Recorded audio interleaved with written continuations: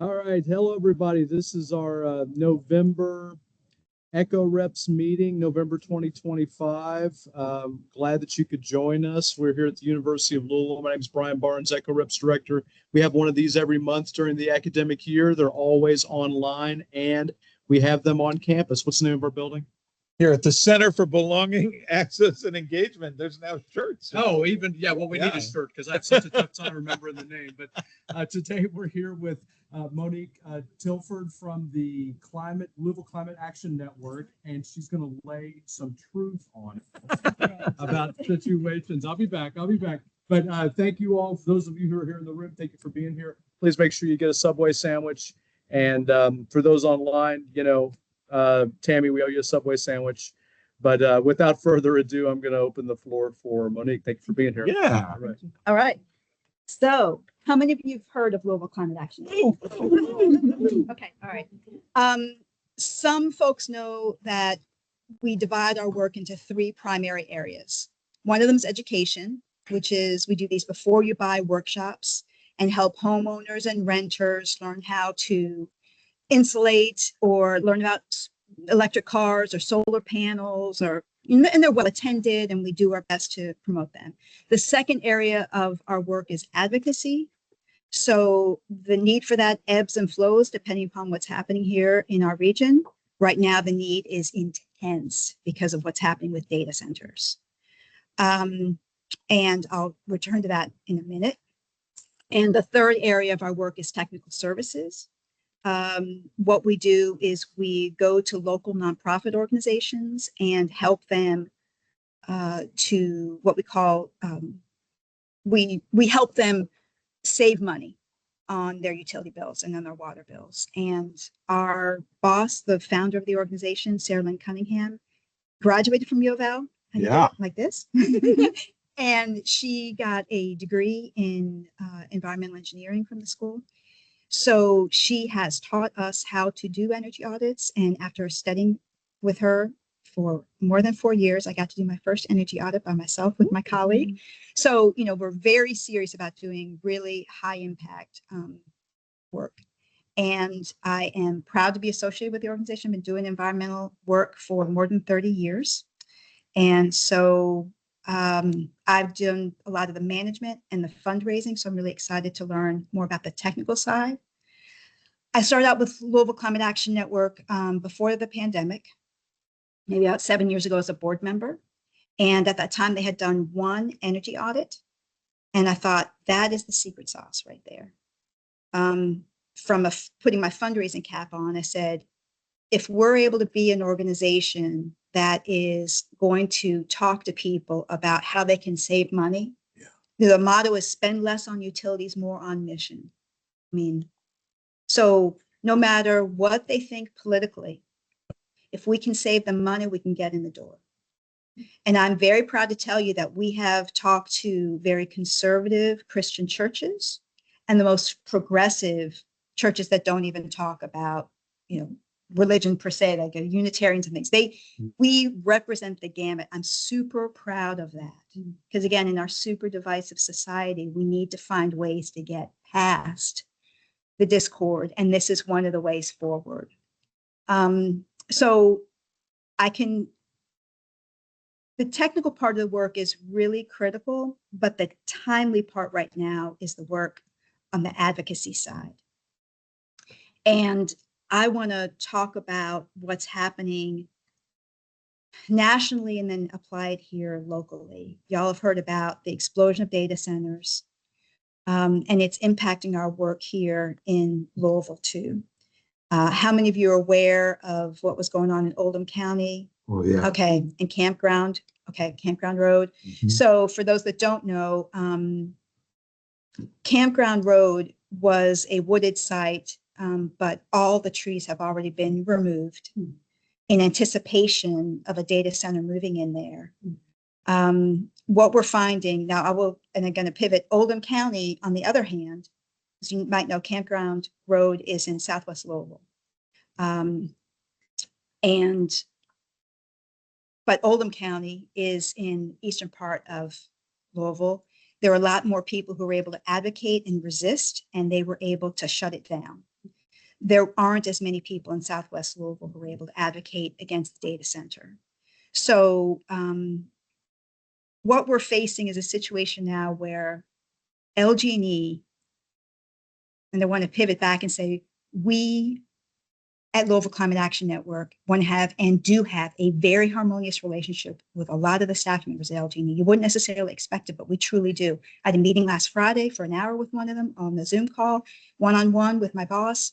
It's very harmonious. We share a lot of the same objectives, but it gets difficult when we're trying to establish policy and collaborate and not think only about the collective. And so PP&L, the owners of LG&E, and our difficulties more within. I mean, all of us need energy, right? All of us want LG&E to be able to generate enough energy.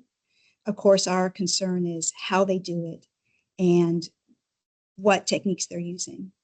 A lot of people don't know that across the river in Jeffersonville, Meta is building a data center, but they're using 100% renewable energy. Really? Wow.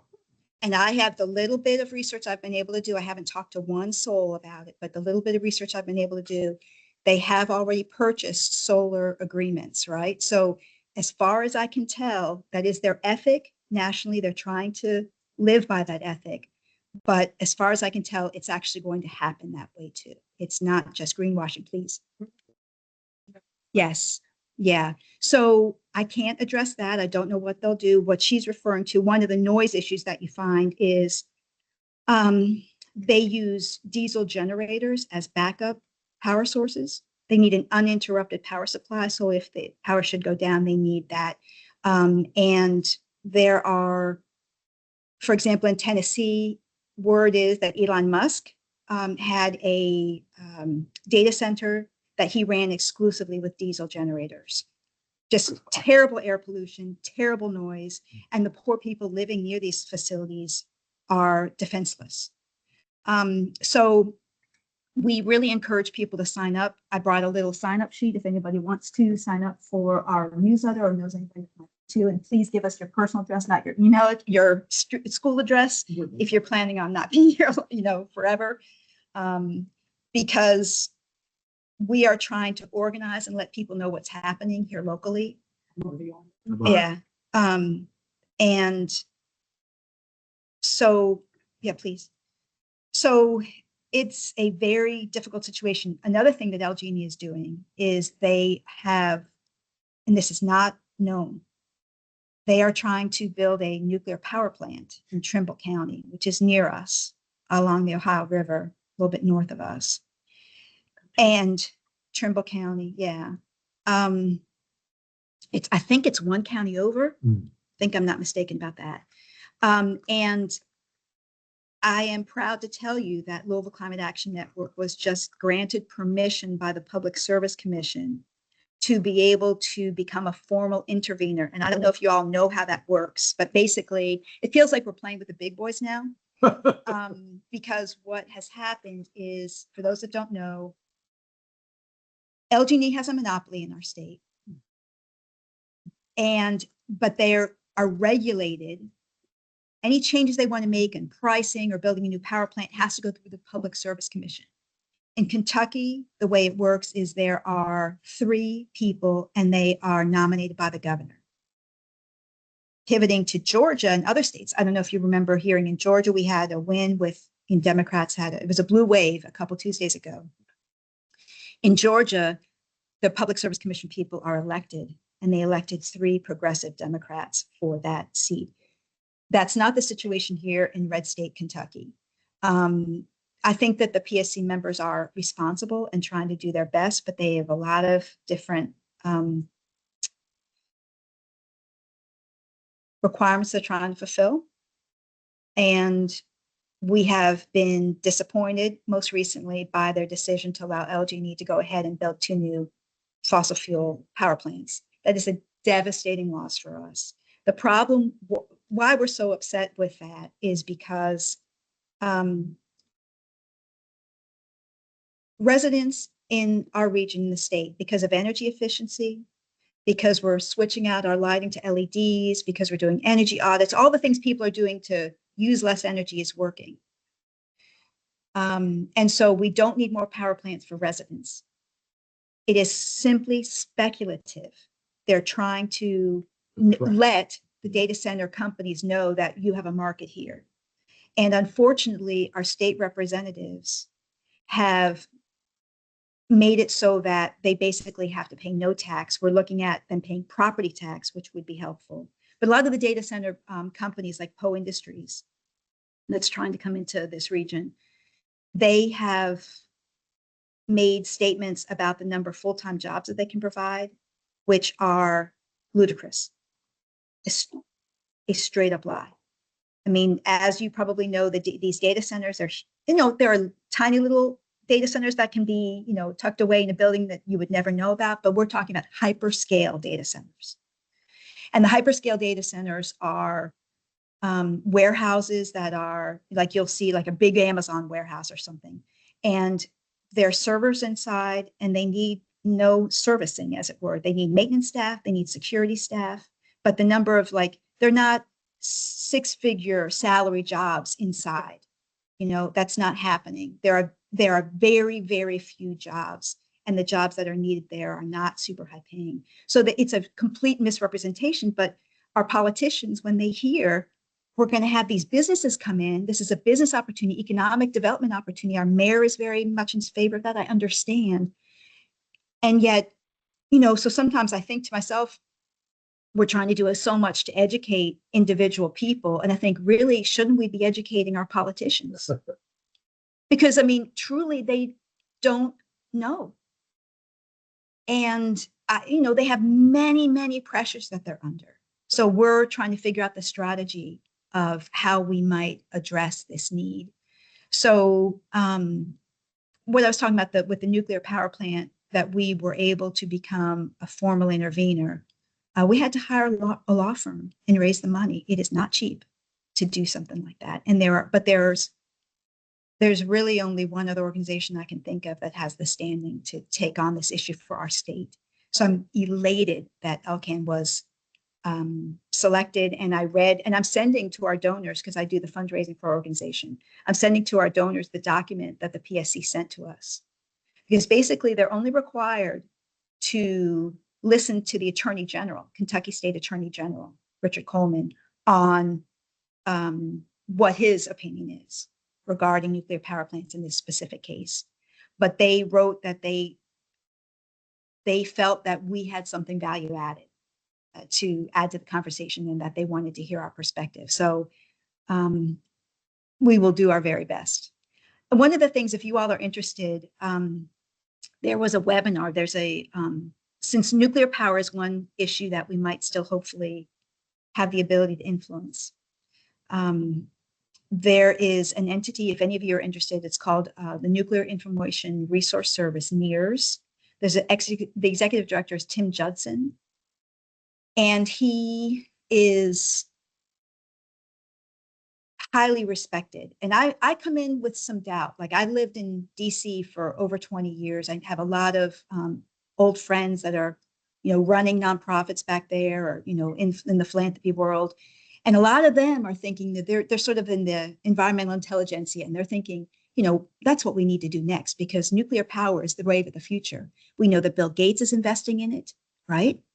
We know that, and he has so much money, he can buy the best advice available. And I'm disappointed to tell you that he's putting a lot of his money and time into what they call small SMR, small modular reactors. What Sarah Lynn likes to say is they forget to put the word nuclear in there. Small modular nuclear reactors. It really should be called SMNR. And I would love to send you guys, I did a transcript of one of the webinars that Tim Judson did, and it outlines the arguments. So within 2 minutes, you can become very knowledgeable about why nuclear power is such a misguided approach for us to take, even though, yes, there are zero emissions. So, so if that's something of interest, I can talk at length about that. We can talk at length about our advocacy work. The technical services is the bread and butter of our work. And I'm really excited about that too. So I want to open up to questions. For students and stuff like that, what would be just like a basic level of being able to volunteer or get the Yes. word out or Yes. follow you on social? Yes. And spread the word. Yes. So I worked together with Mavas and drafted this document, and I've added parts that she and I are debating about. And I'll just pass this out. You see it, I marked it draft because I really want y'all to give us feedback on this. One of the things that I think is important right now is to look at artificial intelligence, since we're all using it. Artificial intelligence, of course, is powered by data centers. So I think that we need to be really responsible in how we use artificial intelligence and specifically ChatGPT. My boss edited me, but there are people, responsible sources that are saying that doing a ChatGPT or similar tool search, an AI search, uses roughly 10 times more energy than a standard Google search. So what I'm telling my friends is that we need to be able to be more conscious of our use of AI. And there are things that we can do. So in terms of volunteering, like one thing, I would love feedback on this document. It's very preliminary. There are all kinds of volunteer opportunities, in answer to your question, at LCAN. And also, what people are interested in. Like one of the things is, for years since I've been there, for more than, about 7 years, I'm like, we need somebody to help us with search engine optimization. That's something you can do from your dorm room and get a technical skill in the process and really be helping a local nonprofit. We need to update our website because our organization's changed so much over the past, 5 years. When it was an all volunteer organization 18 years ago, for the first, the last 15 years, and now the last 5, we're doing a lot more work, and, the services work we were doing is all new these last 5 years, pretty much. So we need a lot of help in all areas, and just getting the word out and growing our mailing list. There are so many things that a tiny nonprofit needs. We would always want to work with the student and listen to what he or she's interested in and try to work with them, meet their need. Please. What are some of the other organizations that local organizations that you align with or? Well, there's Real, that's all volunteer. And they do good work here locally. I'm sorry to say that there are several that we were working with that are closing. The Center for Nonprofit Excellence just announced this week that they're closing, Really? which my eyes popped out of my head because my boss and I had just met with their executive director maybe 6 weeks before that announcement, max, maybe even less. Center for Nonprofit Excellence. And he had agreed to do a workshop for us. And, I was really investing a lot of hope in that. And their argument was, and, I can't, fault him. There's so much immediate need when SNAP is being cut back. It's very precious to be able to talk about strategy for a nonprofit when people don't have food to eat. And we have a situation now where a great benefactor, Christina Lee Brown, who's supported so many environmental organizations, her stock is now dramatically changed. Her stock is down, and that affects what she can do in terms of her investing. Anyway, I'm getting a call from my daughter. So anyway, I'm thinking also about, there are other nonprofits. There's one that hasn't been announced yet publicly that we will be merging with in imminent time. So another thing that's happening is that the date has not yet been decided, but we are going to be putting on a one-day workshop in 2026. We will need a lot of support for that. Would love help for anybody. We'll need all sorts of help with organizing speakers, and we're a tiny literally, it's me working part-time, a colleague of mine working part-time, and Sarah Lynn working for free. And then we have other volunteers that help us. We are tiny. But putting on that one-day workshop, it'll be about data centers and nuclear power, particularly because there's such an explosion of interest in that. So yeah. Any questions that you all have more about what we do? Please. Well, speaking of the operation, we all walk with you. And Ebony, Say, you all walk with Ebony. React. I don't know that group, I don't think. The Rubber Town Emergency. Oh, yes, okay, I have, is it Ebony? Ebony, yes, I've met Ebony, yes, I've met her. And we have not worked a lot with her. I've met her briefly. I attended a meeting that Kentucky Interfaith Power and Light had put on, a little dinner, and she spoke at that.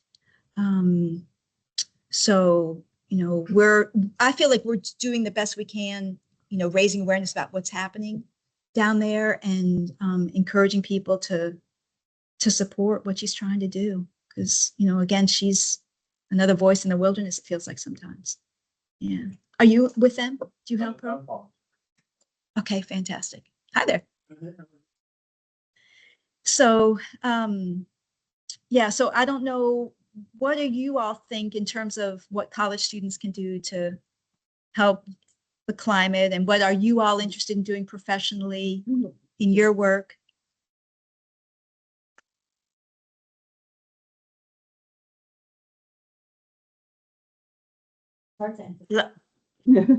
Yes, please. Hey, I am revising one of my courses. It's a writing course, and they love to use AI.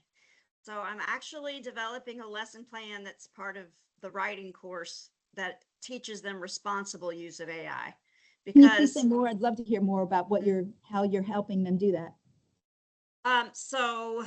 the course has been offered so often that it's very easy for them to go online and just plug in the author's name and my name and come up with a satisfactory answer for weekly assignments. And then there's 2 papers that they can also do that with. So I have in the past done just a little blurb about responsible use of AI, but they ignore that. So I'm trying to develop a longer plan and do some AI detection work, because what happens is, because they're using AI and I know they're using AI, I still have to prove that they're using AI. So I have to use AI to prove that they're not using AI. And that puts me in a moral, ethical, Exactly. juggernaut there, because I have to use AI to prove they're not using AI. So it's been horrible. It's been horrible. I hear that. And what do you do to encourage people to use AI responsibly? I encourage them to use just the basic, like, spell check, grammar check type thing. I try to get them to avoid the Chat GPT altogether.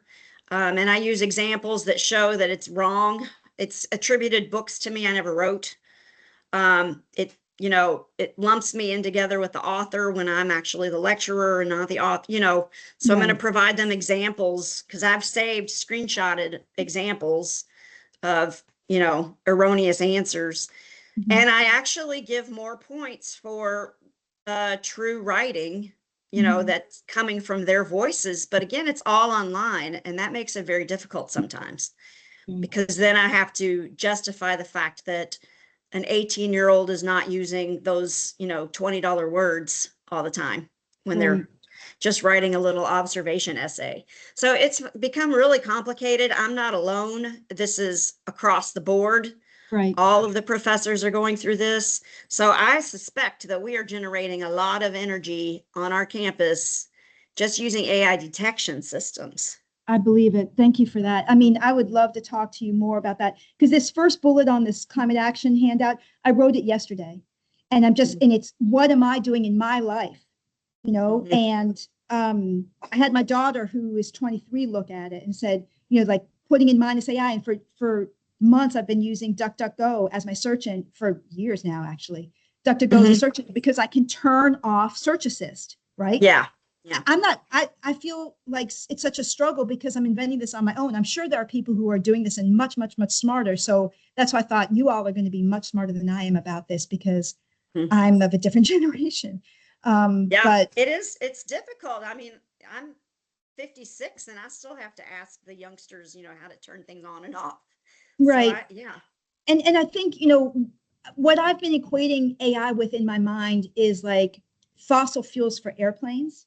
And what I mean by that is, we ChatGPT and similar tools are amazing and can be like detecting for radiation. You know, the AI is a fantastic tool, but I was out to dinner with a wealthy friend of mine, and there was a ingredient on the menu that neither of us recognized. So she used ChatGPT to find out what it was, and I was such an ethical quandary because I said, you could have just done a standard Google search for that. Yeah, That's what I'm right. talking about. Responsible use, you know, that we're conscious of it. Did you want to say something?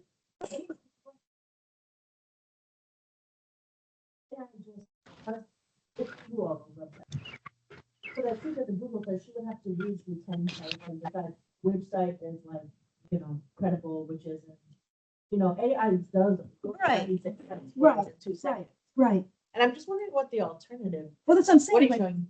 Oh, that's what I'm saying, because with that example of an ingredient, yeah. it's self-evident that a Google search would be able to tell you quickly oregano or whatever it was, you know, is a plant grown in the southern Italy or whatever, and a picture. A Google search handles that, and that we would. No, it's just we looked up the name of the ingredient. Thank you for giving me a chance to explain that. So again, it comes down somewhat to ethics, and why I give the airplane example is that they've often talked about, you know, using batteries for airplanes can be very, very, very difficult. That, you know, we'll probably still use fossil fuels for some things long into the future, and that is one of them I've heard that we might want to reserve fossil fuels for.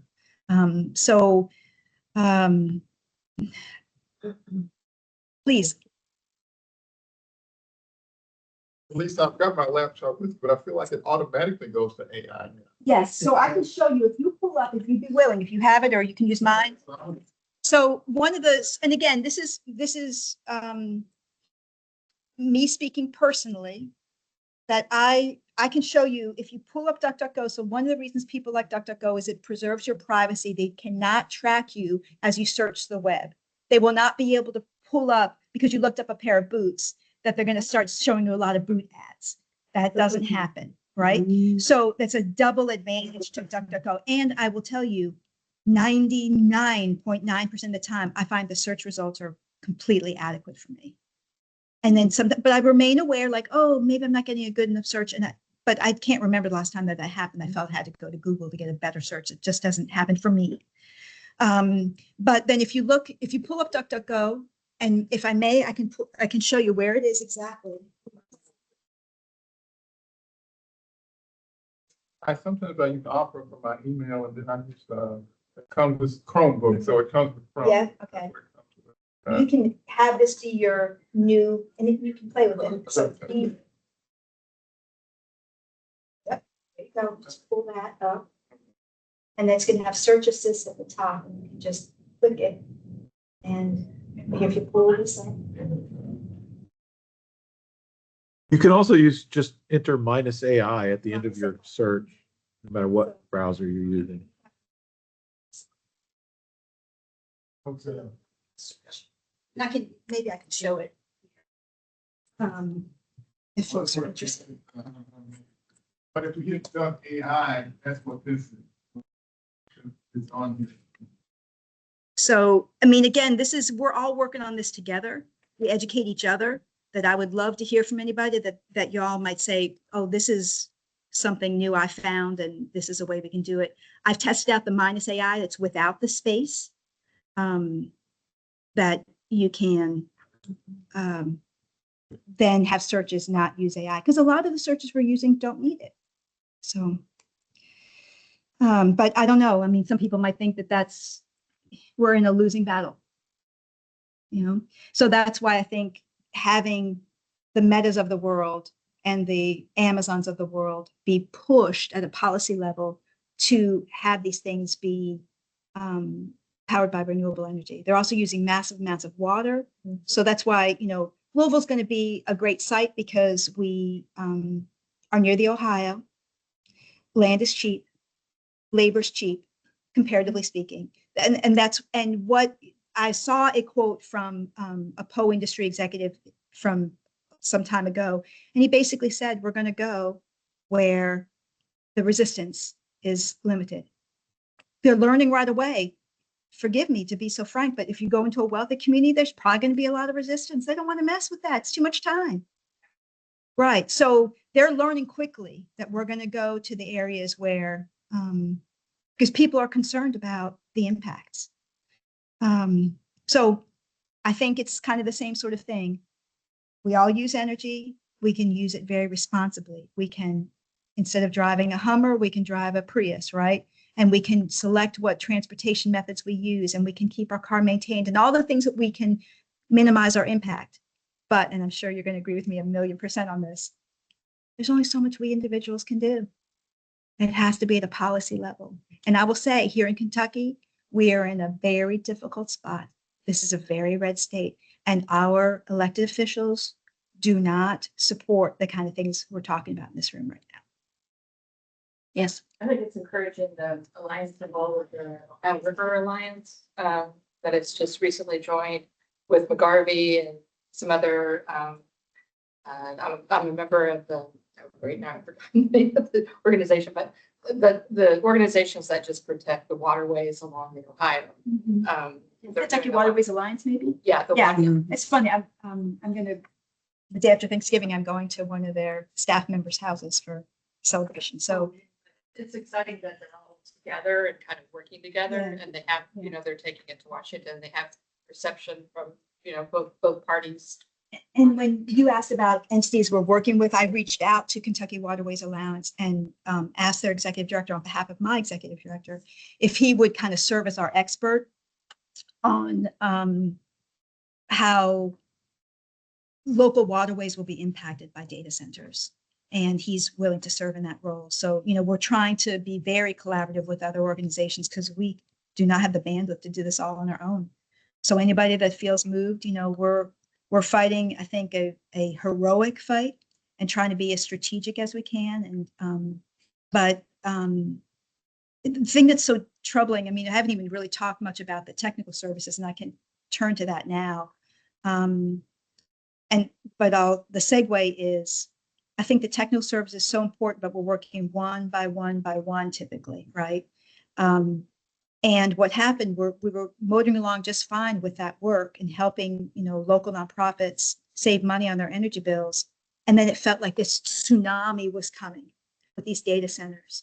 And it is completely dwarfing any effectiveness we could possibly have.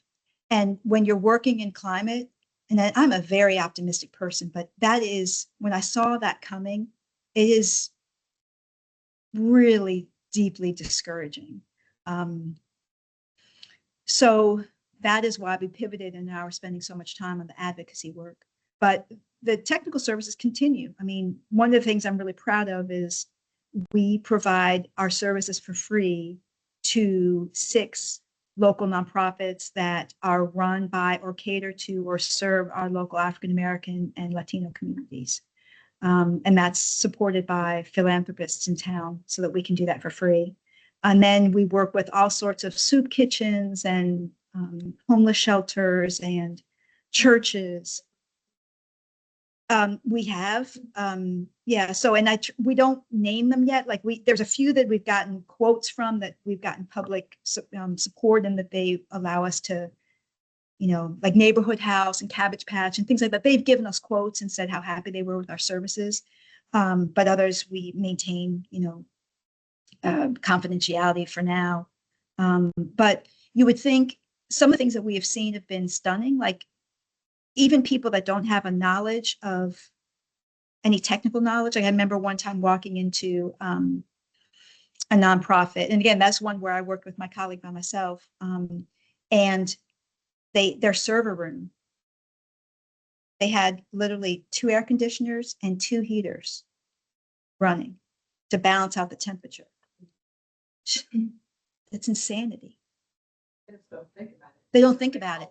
That, you know, as long as the alarms aren't going off. And I was like, you know, this is, you know, and that's one of the reasons we don't want to ever share their name, because it'd be so embarrassing. And so it feels good when we can make those kind of corrections. You know, there's a local affiliate of a national nonprofit that we've worked with that I just found out this week. Over the last year, they've reduced their electricity by use from September 24 to September 25 by 34% because of our intervention. They bought a heat pump because of us. That's very rewarding. Our top percentage that we've reduced energy use for any customer so far is 63%. That was a church in the south end of Louisville. I mean, that's a phenomenal number that we can't usually achieve that. But you can imagine, I mean, that was a case where that church, if they had not worked with us, they were going to have to close their doors because their electricity bills had gotten so high. And it was simple things like they had a gym that they wanted to provide the ability of their members and their congregants to have a place to congregate together and exercise during the winter. But they would heat this enormous gym and then people would forget to turn it off. And this antiquated system, their bills were skyrocketing. It was very easy to fix, but without someone coming in from the outside and helping them. They didn't know what to do. So Do you have so do you provide like people information about discounts then to get like, certain, like if you're in a certain region, like if you have an older building that you have to adhere to like certain restrictions to get repairs or something like that? you mean like historic? Yeah. Yeah. So there are tax credits. We worked with a very, I'm proud to say, with a prominent private school. We did an entire campus this year. Churches would be. And they're in a historic district, and we have worked with them, and it can be very significant, both at the national level and the state. We don't get into the details of it. We just kind of alert them to it. What we do, because we're not CPAs or tax advisors, but we have helped educate people about federal rebates that were available until recently. There are a few that are still available, but obviously with the Trump administration, it's not a reliable source of income. We don't know. They could be withdrawn at any time. And LG&E has rebates. So I've personally filed on behalf of clients to get rebates they offer like $3 per LED tube lamp. So that's, we're able to get it used to be $9 per lamp and now it's $5. And then with the rebate it's $3. So the net cost is $2. So a lot of our clients are able to relamp their entire facility and have a return on their investment in 1 year. The payback is 1 year. So those are great numbers. Any savvy business person will make that investment. So what brings you here? What is your interest in this topic?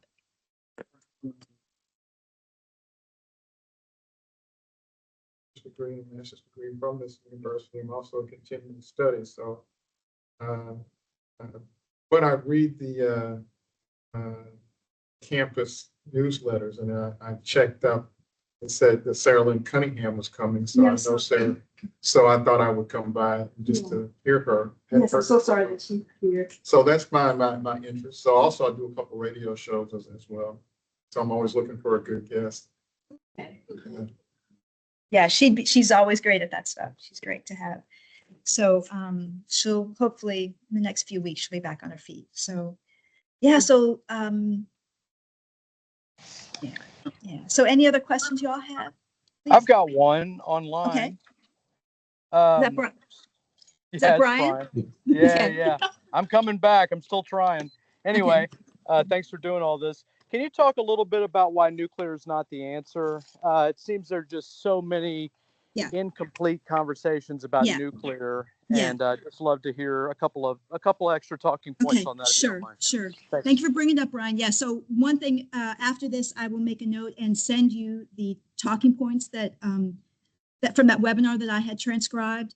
Basically, the summary from Tim Judson. I've learned this from years. And again, I started talking about it. I don't know if I finished it, but basically, my colleagues at the time, like this is maybe last summer, I can't remember. People were starting to say nuclear is the answer because there's so few emissions. And I was even wondering if it was. I'm not an expert. And so I was listening to people, and then I heard Tim's webinar, and I talked to other people, and they said that he is really so knowledgeable and that you can trust his opinion. What I think has happened is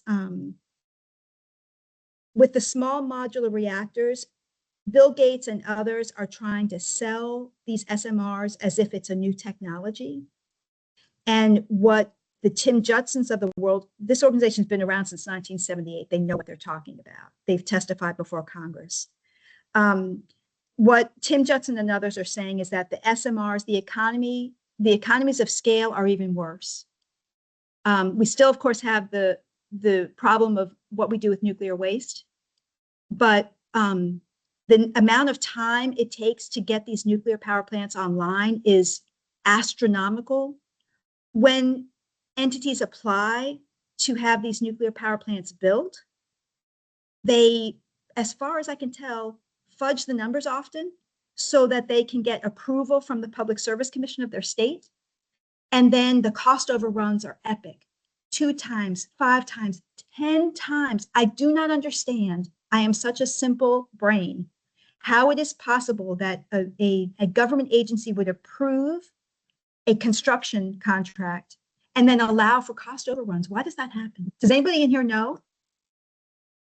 I mean, it's a sincere question. I don't understand how that's possible. It's like, y'all made the bid, you make it happen, but you're not getting paid. I don't understand.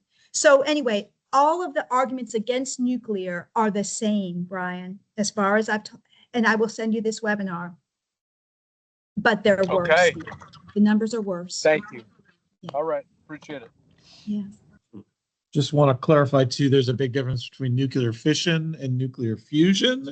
And if we're going to invest bazillions of dollars, which is what nuclear costs no matter what, it should be into fusion reactors, which could potentially provide truly clean, no radioactive waste energy for the future. But it's still a long way off. And to bridge us to there, we need to use the renewable energy we have at our disposal.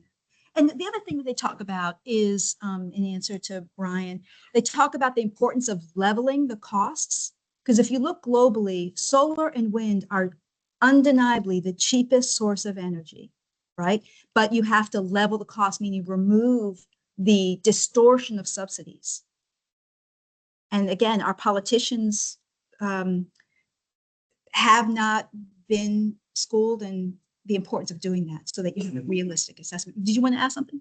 I was just going to tack on the fusion versus fission thing, because I'm just super disappointed because Bill Gates originally was going towards nuclear fusion power. Yeah, because he was one of the first ones to invest in, it's referred to as, I think, Gen 4 nuclear energy. And it's like markedly safer. It's way more expensive than fission energy. But the problem is like a fission reaction is incredibly unstable and dangerous. And that's where you get the giant meltdowns and all of that. And it has to be like maintained at a much higher temperature, which is why you have like all of the meltdowns that we've had. But fusion energy doesn't require it to be held at such a temperature, so you won't have the issues of meltdown and stuff. So there is a safe nuclear option that's just ridiculously expensive on top of any nuclear is already ridiculously expensive, but it's just we're not willing to pay the extra money for the safety. Yeah. Is the unfortunate part of it. Yeah. So, I mean, it is, I don't know how we get past this, because I understand why people will follow Bill Gates. I understand. You know, and he's got this new company, not new anymore, but TerraPower, and he's trying to build an SMR out in Wyoming.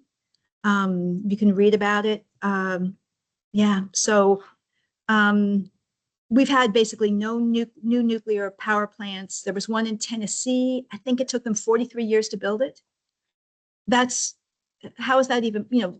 So this is what I'm thinking, like, even if, so that's why I really hope that we will win our case on nuclear power, that the PSC will side with us, because even if it sounds tempting, we can look at all the data and see it takes decades for these plants to come online, and the need for data centers is right now. So, and solar panels are put up right now, wind up right now. So we have a heck of a fight in front of us, and anything y'all want to do to support what we're doing, we surely would appreciate it. Please. The states, counties, or cities that have been successful at of eliminating or preventing data centers from being built that you all use as a template? Yes. So if you want for fun, you can Google data center opposition, and you will see every day you're going to get a lot of media hits. It's happening all over the country. I haven't tracked it exactly, but I know that, you know, we talked about Oldham County here. It's happening all over that they are resisting, but I don't know isolated cases because I haven't studied it. Have been successful at stopping. Yeah. Oh.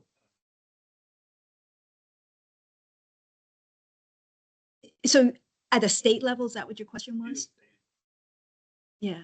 I mean, like we talked about, Oldham County is one of them, the local, But did they pass a, a moratorium. oh, they did? Yeah, Okay. yeah.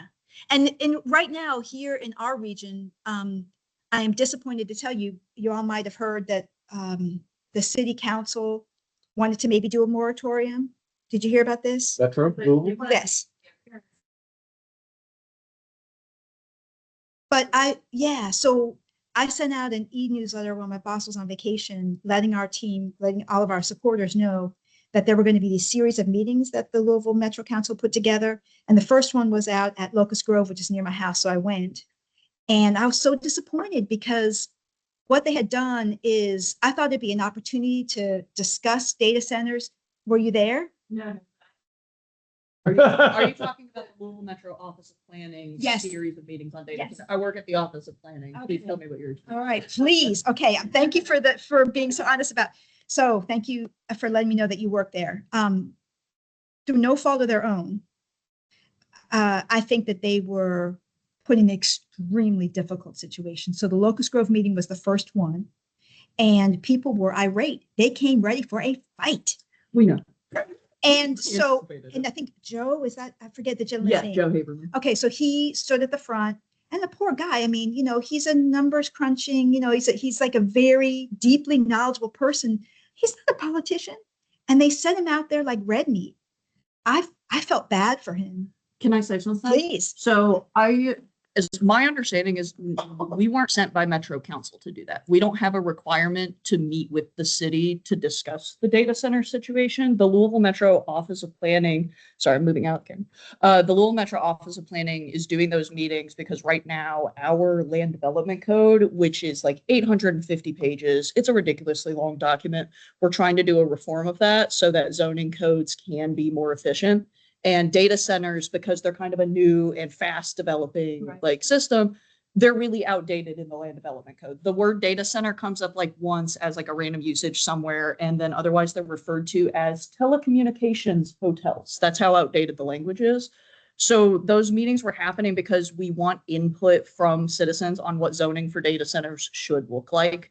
So that as far as I know, that didn't have direct connection where the commission was like, hey, you guys should do that. The planners in the planning office are having to do a giant reform of the land development code, and they genuinely want the zoning for data centers to be appropriate and to mimic what residents want. Because we're all also Louisville residents. And so you can also imagine what opinions are kind of like behind the scenes about data centers. These are our energy bills too, and our water consumption that gets affected as well. And yeah, we aren't politicians. And so there has been more feedback from those meetings than they've ever received feedback for. Okay. There's more feedback than we got on the comprehensive plan, more than they got for Topgolf. It was, I think, 2,700 responses from those 5 meetings at the online. To get it in right around Thanksgiving, but certainly by any chance by the end of the month. So we're working on that now. But I still am very confused by the whole process because, again, if the Metro government city council was thinking about a moratorium, why did they send out planning commission people? And the planning commission people were basically saying, what size should the data center be? Where would you like it to be located? That's what they were asking. And the people were just mad, like red hornets. They were mad. So it was, I think, you know what I'm saying? Like, it felt like the Metro council set them up to fail.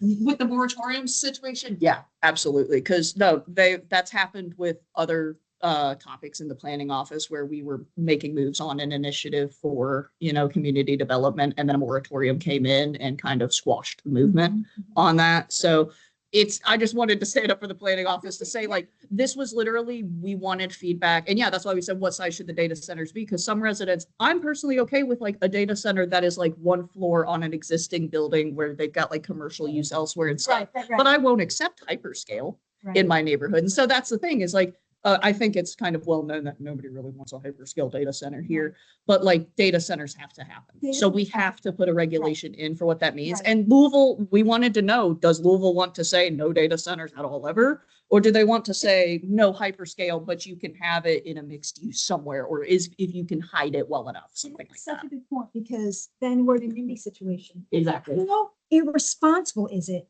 that we're going to go on and we're going to do chat GPT and we're going to do all of our AI and say, you can't be here. Exactly. That is the epitome of hypocrisy.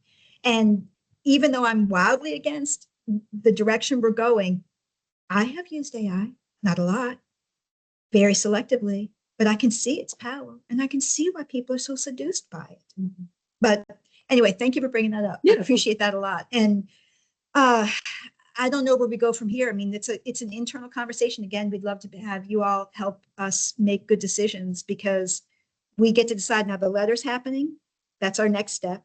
That formal on a letterhead, not just filling in the survey, letting folks know how we feel about it. And then we want to work with the city council. But it might happen that we have choices. We might mobilize our membership to go and talk to their city council rep and ask them to vote against this.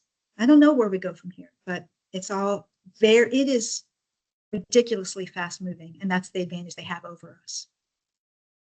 Where are we on time? We should probably wrap up. Okay. Any last thing you want to say? No, I just appreciate the opportunity. Thank you so much for caring enough to come out. Could I say one thing, please? If anybody wants to weigh in on like the data center conversation with Louisville, with the planner's office specifically, I think the data center meetings are done for right now. So we're working on our next steps too. But there is people don't know this. The Office of Planning has a customer service desk for a reason. Like, we want people to know that people can come and talk to us. And we are willing, that's what we want. We want to help Louisville look how Louisvillians want it to be. But we need to hear from people to be able to do that. And so if you have very strong thoughts about the data centers, or questions about planning and questions about how to combat things like this, if you want to figure out how to not get a nuclear power plant near you, things like that, you can always talk to the planner's office. And I encourage anybody to reach out, especially LCAN or citizens. Well, thanks, everybody. And our next EcoReps workshop is January 30th. So happy holidays.